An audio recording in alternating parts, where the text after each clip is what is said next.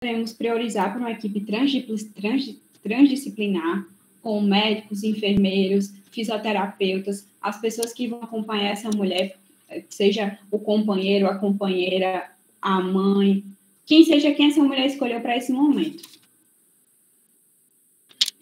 Bom, das nossas fases clínicas de trabalho de parto, a gente vai ter essa divisão clássica que a literatura estabelece, né? A gente vai ter um período premonitório, também chamado de pré-parto, como também a gente pode ver como pródomos. E depois a gente vai ter essa divisão de primeiro período, que é a dilatação, o segundo período, que é a fase de expulsão, o terceiro período, também chamado de secundamento ou dequitação, o quarto período, que aqui eu coloquei um asterisco porque, na verdade, ele não se enquadra diretamente como uma fase de trabalho de parto, mas como é uma fase muito importante, que se vai se dar na primeira hora do puerpério, então a gente, na literatura, é colocado como uma quarta fase do período de parto. Quanto ao período premonitório, ele pode iniciar a partir da 36ª semana dessa mulher. Inicialmente, a mulher vai apresentar alguns sinais e sintomas. Vamos ter a descida do fundo uterino. O fundo uterino, na mulher gravídica, nessa situação, ele vai estar bem próximo ao apêndice xifoide. Então, nesse período premonitório, a gente percebe que há um espaçamento de 2 a 4 centímetros do fundo uterino em relação ao apêndice xifoide da localização anterior. Isso é até positivo, porque vai dar um maior espaço para a contração e relaxamento do diafragma. Isso vai melhorar a ventilação pulmonar, porque a gente sabe que a respiração é algo um pouco complicado durante a gravidez, à medida que o fundo uterino vai crescendo de forma ascendente. Também a gente vai ter essas dores lombares, que são acompanhadas durante toda a gravidez, mas elas vão estar de formas mais intensas nesse período premonitório. Sim, uma coisa que eu esqueci de falar, essa descida de fundo uterino, muitas vezes, popularmente, as pessoas falam que é o famoso ventre caído, que a gente percebe que o útero vai descendo, né? Vai ter também um aumento da produção das glândulas cervicais do nosso colo uterino, e aí que a mulher começa a apresentar os sintomas de ter muco, e às vezes aparece um pouco de sangue também na calcinha, durante a partir dessa 36ª semana, e chega, eu tô com muco, tô com corrimento, parece uma clarinha de ovo. Então, essas glândulas cervicais que vão aumentar essa produção. E a gente vai ter as metrosístoles intermitentes. Eu coloquei esse nome difícil porque vocês podem ver na literatura, mas nada mais é do que contrações. Então, essas contrações vão ser intermitentes, não vão ter uma frequência, um ritmo estabelecido, e muitas vezes vocês podem encontrar como o nome de contrações de Bartol-Hicks, que é chamado também de contrações de treinamento. E essas contrações de treinamento, elas são muito importantes para ter início da maturação cervical, porque o colo uterino ele vai passar por modificações que essas modificações vão ocorrer a partir das contrações. Às vezes a gente pensa que as modificações do colo uterino elas ocorrem antes das contrações, mas não. A causa dessas contrações, ou a causa dessas modificações, são as contrações, como também outros eventos que mais posteriormente vou explicar melhor. Nessa parte, a gente não tem indicação de internação. Por quê? Esse período ele pode durar dias como semana. Vocês podem ver que eles podem iniciar a partir da 36ª semana. Então, não faz sentido eu fazer essa internação dessa mulher que vai passar bastante tempo no hospital, correndo risco de infecção e o desconforto de estar internado. Bom, do diagnóstico do trabalho de parto. Ele pode ser bastante difícil, porque a mulher vai passando por várias situações e, às vezes, ela pode confundir o que está acontecendo e também confundir o médico ou o enfermeiro que está fazendo a triagem no momento. A parturiente, ela pode não perceber essas mudanças de forma clara, porque essas contrações de treinamento, elas podem acontecer de uma forma não muito rítmica, como também não tão dolorosa. Às vezes, elas podem ser sobrepostas às dores lombares, e aí ela não consegue perceber direito, de fato, essas contrações. então acaba não buscando o período de... não acaba buscando um serviço de saúde no período, digamos, do diagnóstico do trabalho de parto, mais tardiamente. Então, a literatura fala para a gente que a gente deve tratar, entre aspas, o trabalho de parto como uma síndrome, porque o conjunto de elementos é que vai conseguir que eu feche esse diagnóstico, e não uma informação só. Um elemento só não me dá acurácia para o diagnóstico que essa parturiente entrou no trabalho de parto. Bem, aí a gente tem algumas diretrizes que vão direcionar se a gente vai entrar no trabalho de parto ou não. Vou olhar aqui no meu celular, aqui tá um pouquinho ruim no meu computador, que a tela está queimada. A gente vai ter a diretriz da Institution for Clinical Systems Improvement, de 2013, que ele diz que a gente precisa ter contrações uterinas espontâneas, rítmicas, e não, tem que ser espontâneas, elas podem ser rítmicas ou não, pelo menos 2 em 15 minutos. Só que só isso não basta. A gente vai ter que ter associado mais 2 sinais, que são desses que estão abaixo, que seria o apagamento cervical, o colo dilatado para 3 centímetros ou mais, ou ruptura espontânea da bolsa das águas, que a bolsa das águas a gente chama o conjunto entre o embrião, o saco embrionário, o âmnio, todo aquele conjunto que forma o ovo, a gente acaba chamando aquilo de bolsa das águas. E pelas novas evidências, pelo Rezende, que é a que mais comumente a gente acaba usando, tem essa diretriz para o diagnóstico do trabalho de parto, que se dá com contrações uterinas efetivas se entendas que ela tem que ter de 50 a 60 segundos, ou seja, o útero vai estar lá contraindo, você consegue sentir a contração, principalmente quando você vai pegar no fundo, porque a gente tem que as contrações, elas se dão de forma no fundo uterino, que tem a maior quantidade de fibras musculares, e ela descende entre o corpo e o istmo do colo cervical. Então, o fundo vai ser o local que você vai conseguir sentir melhor essas contrações. Então, ela tem que durar de 50 a 60 segundos lá, o útero contraindo, você vai sentir ele rígido, a barriga da mulher vai ficar bem rígida, numa frequência de 2 contrações em 10 minutos, juntamente de um colo com 4 centímetros de dilatação, com apagamento também. Depois eu vou explicar essa diferença de dilatação e apagamento para vocês. Ou 5 centímetros ou mais sem apagamento. Então, dado isso, a gente tem um diagnóstico que essa mulher está entrando em trabalho de parto. Bom, aí a gente vai entrar em si no trabalho de parto. E a gente vai para aquela divisão que inicialmente eu falei. O primeiro período, que a gente vai chamar o período de dilatação. Esse período de dilatação, ele pode ser dividido ele vai ser dividido em 2 partes. Na parte latente e uma parte ativa. Em média, ele pode durar 20 horas nas primíparas, que são as mulheres que nunca tiveram filho, é a primeira gestação dela, ou mais ou menos 14 horas nas multíparas. A dilatação cervical, nesse momento, a gente vai perceber que ela é de forma gradual, não ativamente. Ela vai demorando um pouquinho mais em relação à fase ativa desse período de dilatação. E a gente vai ter as modificações nesse colo. Então, a gente vai ter a centralização, o apagamento e a dilatação. Como assim centralização?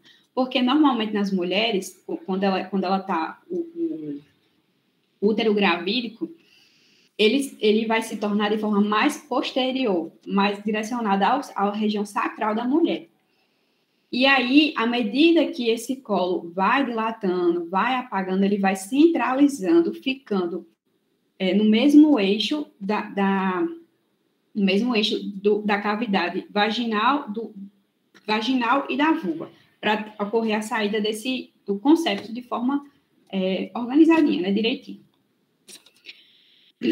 As contrações, como no diagnóstico, vão ser 2 contrações em 10 minutos, podem ser efetivas e normalmente elas não, efetivas ou não, mas normalmente a gente, pela diretriz, tem que ser efetiva, né? Vai ter também da dilatação, porque depois vocês vão acabar percebendo que as mulheres, elas possuem dinâmicas diferentes. A gente espera que seja efetiva com determinada dilatação de colo, mas pode chegar uma mulher que ela tem dilatação de 6 centímetros e ela está num período de dilatação, mas ela não tem contrações maiores que 50 segundos. Aí depois a gente vai conseguindo melhorar a dinâmica uterina através de algumas intervenções, ou então da observação.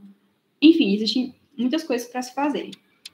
E, normalmente, essas contrações são irregulares. É hora de internar essa mulher? Não, não é hora de internar essa mulher ainda. Essa mulher deve estar em casa, organizando as coisas, ela deambulando, se organizando para poder realmente internar. Quanto às mudanças do colo, a gente tem que perceber que dilatação é diferente de apagamento. Aqui eu também coloquei esvaecimento, porque vocês podem encontrar na literatura essa palavra esvaecimento como sinônimo de apagamento. Você tem que pensar que a dilatação ela é algo que acontece longitudinalmente no colo uterino. E o apagamento é transversal. Pensando aqui nesse papel aqui seria o meu colo uterino. E ele iria dilatar longitudinalmente, ou seja, o meu diâmetro ele vai aumentando, certo? Já o apagamento transversal, ele vai ter a diminuição desse comprimento transversalmente. Ou seja, se ele tinha esse comprimento, ele vai acabar, digamos, tendo a metade disso. Acho que, não sei se ficou claro. E aí a gente percebe que existe uma diferença entre as mulheres. Se elas forem primíparas, a gente tem que pensar assim, mulheres primíparas, a primeira vez que o corpo dessa mulher está passando por esse processo de gestação, do parto e tal. Então, as coisas ocorrem de uma forma mais lentamente. Então, primeiro eu vou ter o apagamento para depois ter a dilatação. Já a multípara, isso pode acontecer de forma constantemente, sem haver a necessidade de primeiro o apagamento para depois a dilatação. Aqui na figura, vocês podem ver. Aqui a imagem 1, 2, 3 e 4 representa o cenário de uma primípara. Primeiro você vê o apagamento, a diminuição transversal do colo, para depois chegar a uma dilatação. Já aqui na figura 5, 6, 7 e 8, você percebe que apagamento e dilatação elas ocorrem de uma forma mais concomitantemente, ao mesmo tempo.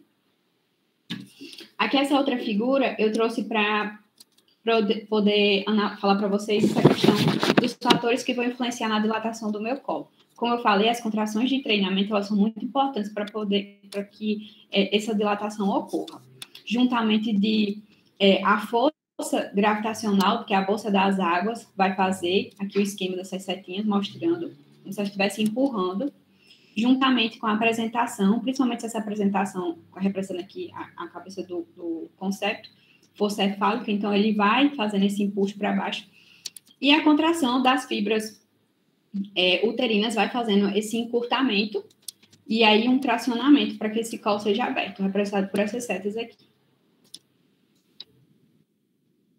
Quanto à fase ativa da dilatação, ela tem uma duração bastante variável, principalmente quando a gente vai analisar uma multípara para uma primípara, mas o mais importante que durante esse período é que a gente promova conforto à parturiente, na medida do possível, que a gente sabe que o trabalho de parto é uma coisa assim que causa sofrimento e desgaste, mas a gente tem que fazer medidas para minimizar isso e garantir a vitalidade fetal.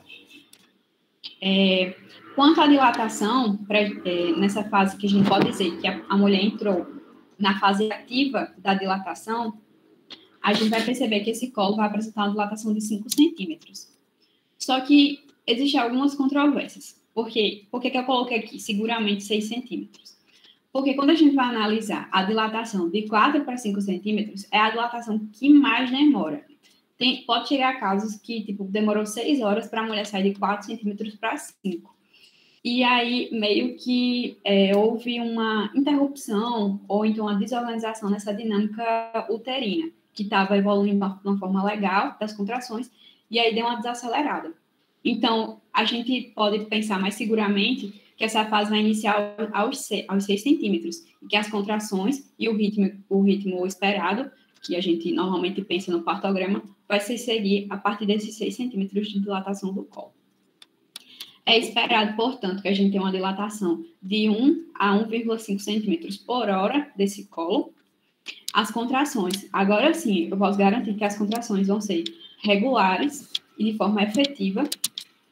regulares, não todas podem não ser regulares, mas a gente espera que pelo menos 3 contrações ocorram no período de 10 minutos. Pode ser que aconteça mais, fique alternando entre 3 e 4 em 10 minutos, pode ser, mas pelo menos 3 eu vou ter nesse período. E aí, à medida que o trabalho de parto vai avançando, essas contrações vão ficando mais rítmicas, com intensidade maior e com um espaçamento de tempo menor. E a gente vai ter o final do nosso período de dilatação, com a dilatação completa, que ela pode chegar até 10 centímetros, que é o que a gente espera para poder, assim, dizer que vai iniciar a fase expulsiva. Em 80% dos casos, a gente espera que aconteça uma amniorexia, ou seja, vai ocorrer a famosa bolsa rota, espontaneamente. Pode ser que aconteça ou não. Pode ser que não aconteça.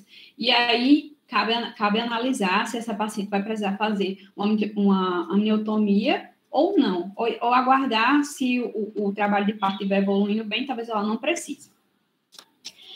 Também vale ressaltar que a gente tem que ficar analisando a vitalidade fetal através da análise dos batimentos cardíacos fetais a cada 30 minutos.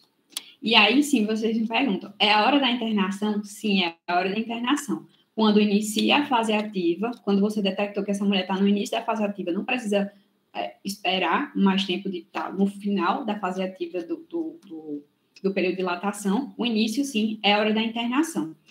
E outra questão que deve se pensar. Eu inicio o partograma, a literatura ainda não consegue esclarecer se a gente deve, em todos os casos, fazer partograma ou não. O que se percebe é que em países que já são desenvolvidos, que já estão com bases sólidas de um parto humanizado, onde os obstetras e as pessoas que estão auxiliando o trabalho de parto, a equipe transdisciplinar, têm uma boa experiência em partos humanizados, partos naturais, o partograma não traz grandes benefícios. A mudança de intervenções ou de partos de cesarianas acabam sendo a mesma. Mas o partograma acaba sendo muito importante aonde? Nos serviços e nos países subdesenvolvidos, onde ainda há uma grande dificuldade de prever se eu devo fazer uma intervenção, se eu devo fazer se esse bebê vai precisar de um fórceps, se vai precisar de um epísio, se vai precisar de determinada manobra, se vou colocar ocitocina. Então, o partograma ajuda, sim, a fazer, a retirar essas dúvidas, porque nele a gente vai colocar o que a gente prevê como é o parto e o que está acontecendo em mudança nessa mulher. Então, a gente consegue pensar melhor se essa mulher está seguindo o script ou se está fugindo muito e eu vou ter que fazer alguma intervenção. Quanto à internação, por que eu ressaltei tanto de ter essa internação no momento certo, não haver uma internação precoce? Porque as internações, quando elas não são dadas de forma precoce, a gente consegue evitar intervenções desnecessárias e que vão ser deletérias à mulher e a todo o mecanismo natural que o parto deve ocorrer. Porque, pense bem, se eu sei que essa mulher vai passar bastante tempo do trabalho de parto, se eu internar, digamos, ela na fase ainda latente, pode passar 20 horas de trabalho de parto, eu só vou causar ansiedade, desconforto, eu vou onerar o serviço ocupando um leito, então não é interessante que eu bote essa mulher muito cedo na internação. Além de que, devido a essa ansiedade, tanto da pessoa, do profissional que está no serviço esperando que a parturiente entre em trabalho de parto, libere o leito, e até devido à ansiedade e desgaste emocional da mulher, acaba que a indicação cesariana, sem indicação, né, a ocorrência de cesariana sem indicações, ocorre numa maior quantidade. E aí a gente pode olhar para essa imagem através de um trabalho publicado, que é chamado Partograma de Zhang, que quando você relaciona o tempo de admissão com o tempo de dilatação cervical, né? Então, a gente percebe que as mulheres que tiveram admissão na internação com a dilatação menor, elas tiveram um maior tempo de internação durante essa admissão, né? Já as mulheres que entraram no serviço com a dilatação maior, ou seja, um trabalho de parto mais avançado, elas tiveram um menor tempo de admissão no serviço. Então, isso querendo é bem óbvio. Então, fazer intervenção, ou fazer internação na hora certa, sem fazer uma internação precoce, leva a uma maior probabilidade que o parto ocorra naturalmente e sem complicações. Bom, quanto à assistência na internação, a gente tem que perceber que a mulher vai passar bastante tempo, querendo ou não, por mais que seja, eu tenha internado ela na hora certa, essa mulher deve passar no mínimo umas 5, 7 horas em trabalho de parto, com você sendo acompanhado por toda a equipe.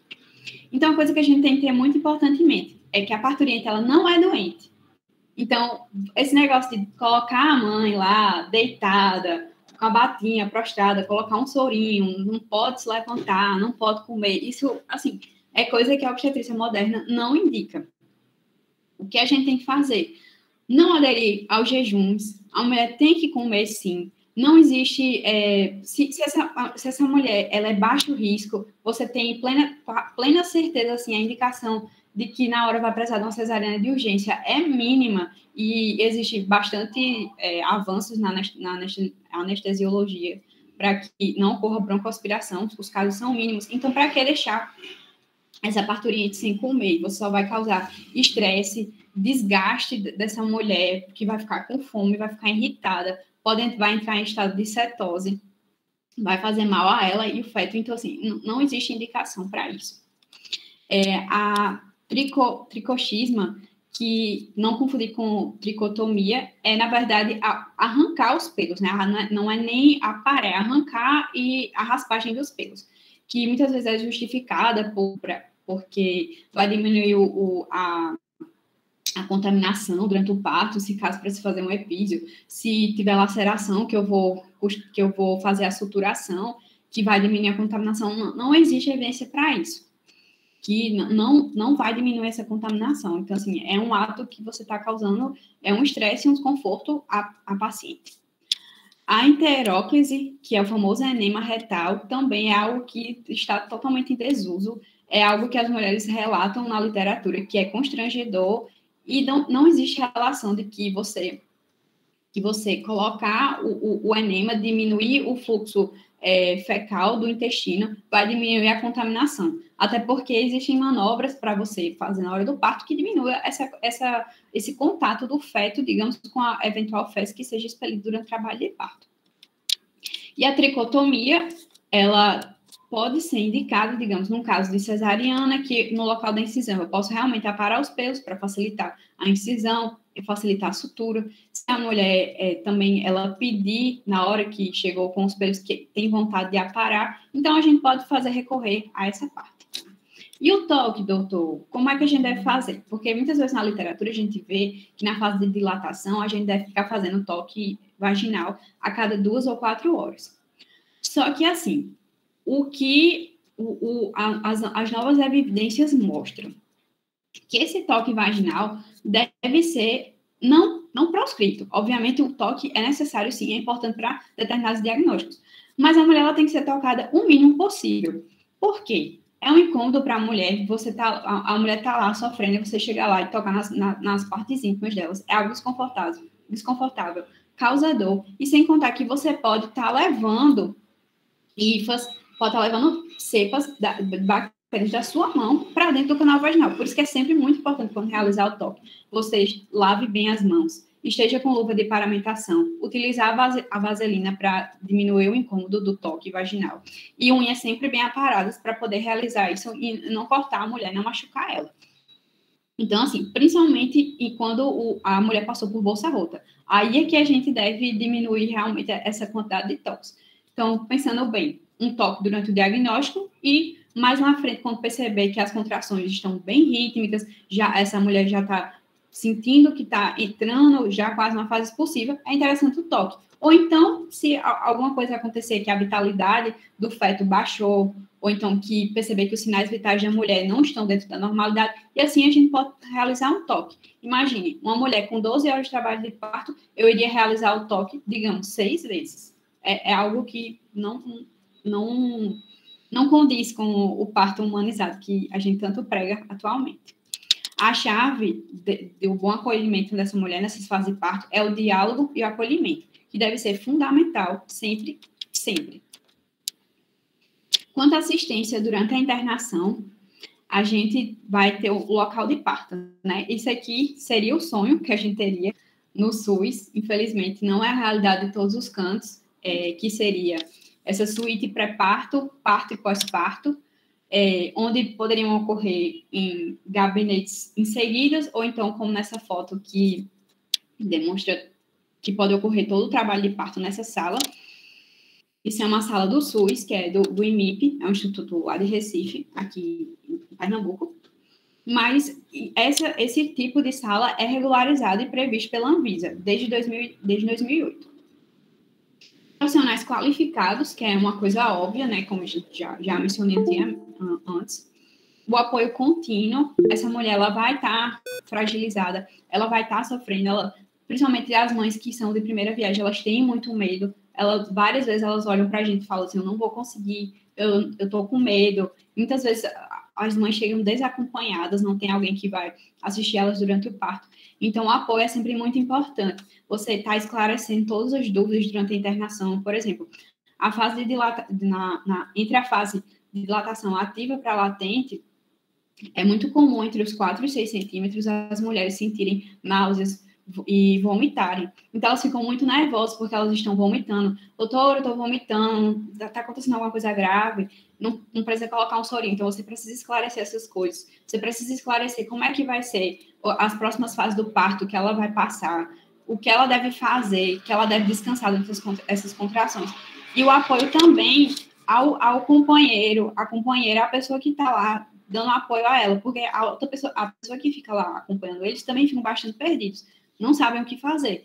Então, explicar, dizer que é normal, que deve fazer isso, que deve ajudar ela a andar, o estimular a deambular, nada de ficar deitada, a gente deve estimular que as pacientes andem, porque vai ajudar a gravidade, a trabalhar mais o colo, essa dilatação ser mais rápida, vai permitir o retorno venoso, vai melhorar a respiração dela, porque o fundo uterino está batendo perto do diafragma, diminuindo a ventilação pulmonar. Então, é muito importante vocês ficarem esclarecendo essas dúvidas, ensinarem a fazer massagem nas costas, que ajuda bastante essas dores que elas ficam sentindo nas lombares. O apoio à conversa é fundamental. Agora, entrando no segundo período expulsivo, ela vai ter início com a dilatação completa, né, com os 10 centímetros, e o fim com a expulsão, obviamente, do concepto do bebê. Durante o período expulsivo, a gente precisa de uma monitorização mais assídua do feto. Então, a gente tem que estar lá com o sonar, acompanhando a cada 15 minutos. E se for um parto de alto risco, ficar acompanhando a cada 5 minutos. Nesse momento, é bom relembrar do empenho da parturiente nesse momento do parto, não que a gente deva comandar e dirigir como deve ser as contrações, dizer que os famosos puxos, né, quando a gente vai, quando a parturiente faz força para, junto da contração, ela tem mais efetividade em expulsar o bebê. Mas relembrar e dizer, olha, dê o seu máximo e ficar sempre elogiando. Olha, foi muito bom agora, vamos fazer melhor na próxima. Tá muito bom, você consegue, vai até o final. Sempre fazer isso e não ficar falando aquelas coisas. Faça uma força comprida, faça uma força de cocô. Vai, mulher, você tá muito fraca. Essas coisas não são boas. A gente deve sempre impulsionar e elogiar essas parturientes. E também explicar elas, dizer que quando for o período que não houver contração, que elas devem aproveitar para se tranquilizarem, para respirarem, para descansarem, para poder ter mais energia para a próxima contração que virá. E a posição que a parturiente deve usar deve ser a posição mais confortável, a que ela quiser. E aí que a gente vai para inúmeras posições que podem acontecer.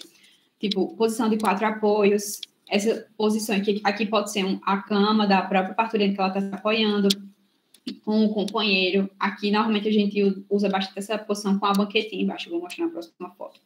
Tem essa cadeira obstétrica, que é a cadeira de parto, ou nessa banheira, que normalmente é com água morna. No serviço, normalmente, onde eu faço estágio, normalmente não tem, só tem mais a banqueta, e a gente incentiva a fazer 4 apoios, ou então essa posição na cama. Aqui é a banquetinha que eu falei, a cadeira, e tem também essas outras outras cadeiras obstétricas que também dá para utilizar. Aqui é uma posição, aqui é umas fotos do meu serviço. Esse aqui foi uma amiga minha no dia que a gente realizou esse parto. Foi um parto tranquilíssimo, muito maravilhoso. A gente utilizou a banqueta e estava aqui o companheiro da parturiente, que ele estava atrás segurando ela, e deu tudo certo.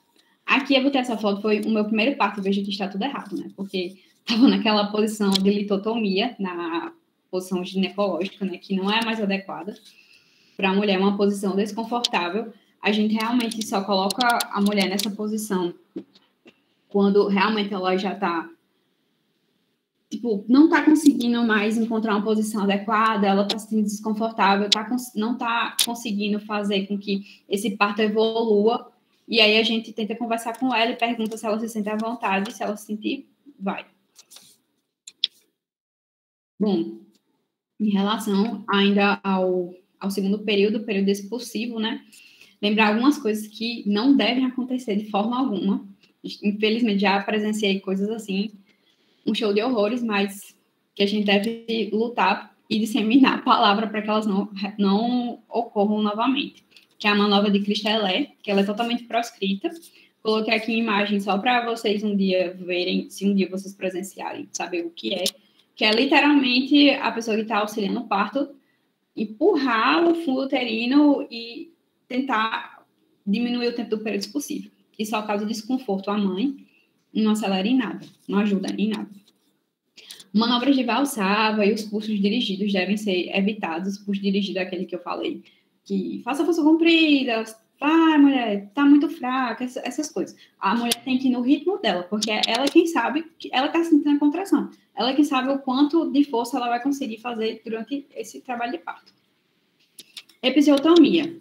É um assunto bastante polêmico. A tendência é que ela vire proscrita. E existem alguns casos que as pessoas falam de aconselhamento de epísio. Eu vim aqui falar, na verdade, dos desaconselhamentos do que as pessoas falam para usar epísio, né? Macrosomia fetal, que é quando o bebê é muito grande e tem aquele bebê giga, né? Então, isso é um diagnóstico retroativo. Então, não justifica você fazer um epísio de urgência lá na hora para dizer que precisa fazer epísio para o bebê passar, porque isso já era algo que você já sabia que iria acontecer. Então, talvez uma cesariana fosse mais bem indicada, ou então alguma outra manobra e não fazer uma epísio. Proteção perineal.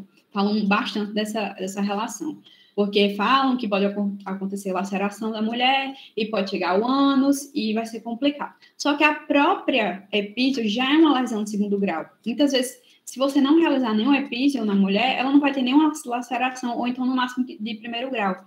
Então, também não justifica essa proteção perineal, até porque atualmente existem outras técnicas para a gente promover essa proteção. Quanto ao parto pélvico, que falam que é uma indicação de epísio, eu aconselho seguir a obstetra, é uma brincadeira que é a parte. Doutora Bianca, que ela é daqui de Campina Grande, que ela faz lindíssimos partos pélvicos, sem nunca utilizar epísio. No máximo que eu já vi ela utilizando foi a extração a vácuo, que é até uma alternativa mais segura do que o fórceps. Hoje a tendência é que nos partos humanizados, caso precise de uma intervenção, não utilize o fórceps, mas utilize essa válvulazinha de extração a vácuo. E todos acontecem de forma maravilhosa. O bebê tem um desfecho positivo, a mãe também. Ela ainda tira foto pintando as placentas. Enfim, tudo muito bonito. Parto pélvico não é indicação para fazer epísio.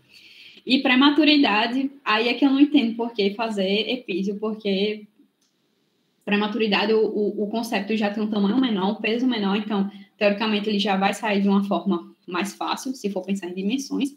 E caso seja algo de urgência, a mãe está passando por algo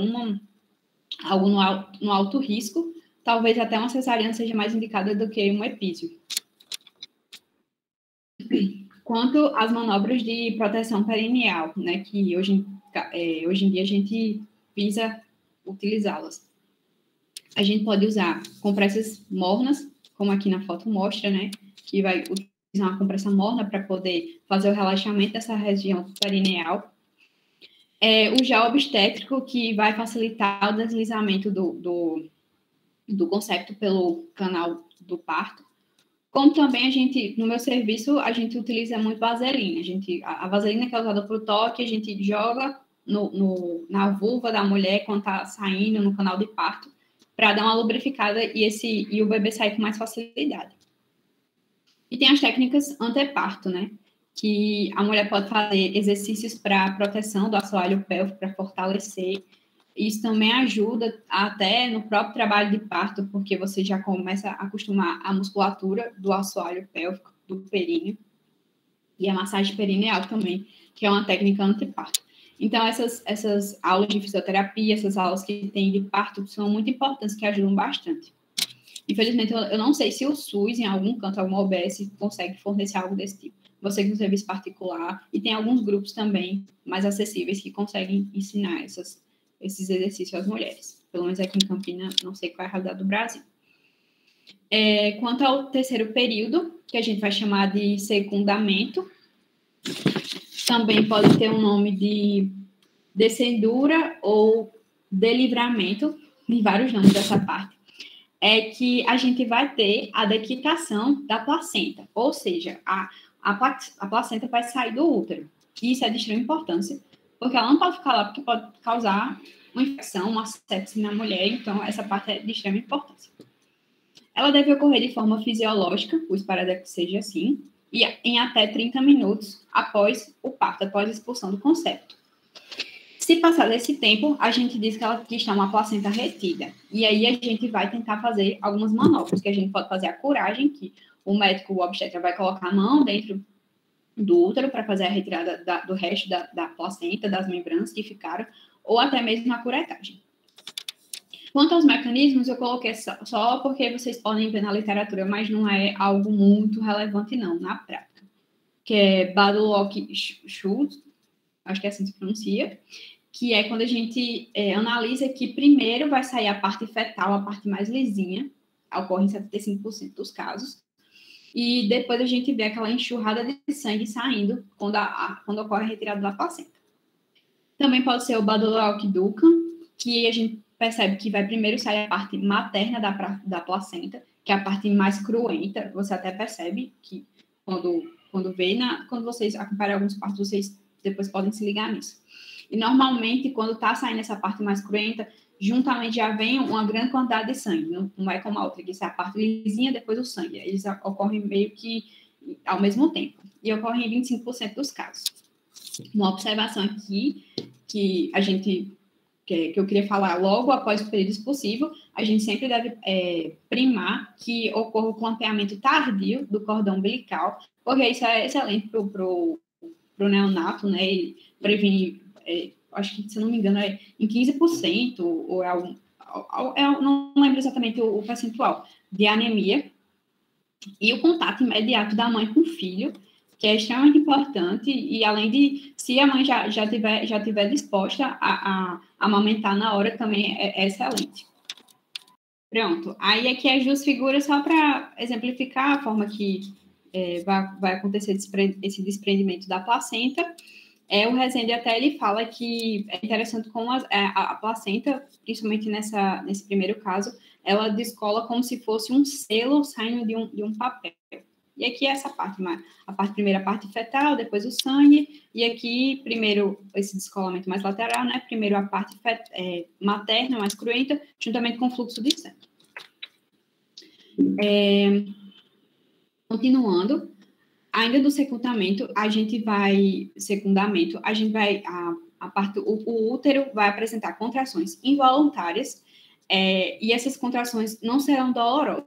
Ainda não fica muito claro por que essas contrações não são dolorosas. Espera-se que seja uma relação entre a grande liberação de ocitocinas e endorfina que a mãe sente logo após o parto, tanto pelo alívio da expulsão, como também relacionado ao amor que ela tem ao novo filho que chegou, e todas essas questões hormonais. O útero ele vai ter a sua descida de fundo uterino de forma definitiva após a saída da placenta e das membranas, ficando mais ou menos ali na localização abaixo do umbigo. Aí aqui, gostaria de chamar a atenção nessa questão da conduta ativa no secundamento. Por quê? Muitas vezes a gente fala que o parto ele tem que ser humanizado, o mais fisiológico possível e tal, e realmente a gente deve primar por isso. Só que, às vezes, uma conduta ativa no secundamento é bastante importante, principalmente quando a gente leva em consideração que a segunda maior causa de morte materna no Brasil são as hemorragias, perdendo apenas para hipertensão arterial sistêmica. Então, muitas vezes, cabe sim que o obstetra, as pessoas que estão auxiliando o parto, entre de uma forma mais ativa. E como seria essa forma mais ativa? Com agentes serotônicos, ou seja, aplicação de ocitocina intramuscular, que aí pode ser de 5 unidades internacionais ou 10 unidades internacionais. O Resende indica que seja 10 unidades internacionais. No meu serviço, a gente usa 5. Hemotransfusão, eu nunca presenciei nenhuma parturiente que precisou de hemotransfusão, nem profilática ou que realmente precisava, mas ele também fala sobre essa questão. E a tração controlada do cordão. Como seria essa tração controlada? Eu vou fazendo aos poucos, e à medida que eu vou vendo esse deslocamento do cordão, não posso puxar, porque eu posso rompê-lo, deixar membranas além da placenta, e isso vai complicar bastante. Então, o que seria adequado? Aqui está o canal de parto, eu vou fazendo essa tração com movimentos para cima e para baixo, e vou percebendo se existe uma resistência, e vou fazendo essa tração. A gente percebe que, na literatura, eles descrevem que o uso de agentes uterotônicos e hemotransfusão são os mais efetivos, né, nas evidências científicas. A tração controlada do cordão tem apenas 7% em relação às outras, que tem de 30% a 35%. Mas aí eu concordo em fazer a tração, particularmente, deixando agora um pouco da evidência, porque eu percebo que as parturientes elas ficam bastante ansiosas para sair da sala de parto e ir para o descanso delas. E elas só podem ir para esse momento após toda a revisão, deixar ela toda ok, verificar as membranas e tal. Então, a gente acaba fazendo. Essa aqui é a manobra de Jacob-Dublin, que a gente vai, quando a gente percebe que a placenta está saindo do canal vaginal, a gente vai fazendo esse rotamento axial para retirada da placenta. E agora a gente vai entrar no último período, que é o quarto período, também chamado de Greenberg, que é, na verdade, a primeira parte do puerpério. E por que essa primeira hora do puerpério ela é tão importante que seja necessário um quarto período para ela? Porque é onde vai ocorrer o maior risco de ocorrer hemorragias. Então, a gente precisa de uma vigilância constante. E, infelizmente, essa é a parte que as puerpérias ficam mais abandonadas, porque acabou o parto, já houve a revisão. Eu acho que eu pulei um slide, na verdade. Não, pulei. Houve a revisão, tudo direitinho, então elas ficam meio que lá na sala de um apartamento com o filho dela, com acompanhamento, sem ter uma vigilância mais de perto, se está tendo uma hemorragia ou não. Então, a gente sempre tem que ficar bastante atento a essa situação. E vai ter algumas fases. A gente vai ter a fase de miotamponamento, que é a primeira parte, a primeira estratégia do nosso corpo para poder combater essa possível hemorragia. Então, o que é que vai acontecer? Imediatamente após a expulsão, a placenta da placenta, o útero vai se contrair de forma vigorosa, tanto que você consegue palpar logo a parte do umbigo, e você percebe que vai ter a ligadura viva dos vasos uterinos, porque assim que a placenta sai, vai formar como se fosse uma grande ferida no útero, que essa ferida vai estar viva jorrando sangue. Então, por isso que é tão importante essa contração. Depois a gente vai ter o trombotamponagem, que vai ser a formação de grandes trombos, vários trombos nos vasos útero-placentários. E aí vai formar um grande hematoma intrauterino que vai conseguir segurar, que vai conseguir segurar essa grande ferida intrauterina que vai ficar lá. Esses trombos vão ficar segurando todo esse vazamento, digamos, de sangue pelos vasos que vão estar na parte intrauterina. Nessa terceira fase, vai ter a indiferença miuterina. Aí é uma parte um pouco delicada, porque é um período que o útero vai ter contrações e relaxamento, contrações e relaxamento. E nessa parte de relaxamento, ele consegue se encharcar de sangue. Então, é um período um pouco delicado, que precisa de mais atenção. E existe uma relação entre primíparas e multíparas. A gente percebe que as multíparas, elas conseguem ter um período de relaxamento maior em relação à contração. Então, por isso que multíparas é um dos fatores de risco, mas não necessariamente, mas pela literatura evidencia, de hemorragia pós-parto. E a gente, por final, vai ter a contração uterina fixa, que a gente vai ter a maior contração possível uterina, o útero vai ficar totalmente contraído, formando o grande globo de Pinat, e essa contração tem duração de mais ou menos 1 hora, que é mais ou menos o tempo que é necessário para que ocorra o estancamento desses sangramentos. Aqui só uma decoreba para poder meio que ver direitinho essas partes, que é o período dos 4 T's. Então, o tônus, a gente vai ver se o útero da paciente está tendo essa contração.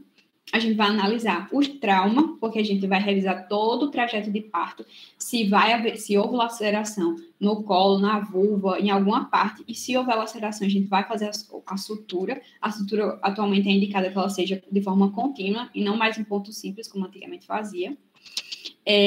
Um próximo T de tecido, porque a gente vai verificar se ficou resto placentário, de tecido placentário, membranas, que é muito importante para que não ocorra uma infecção na puérpera.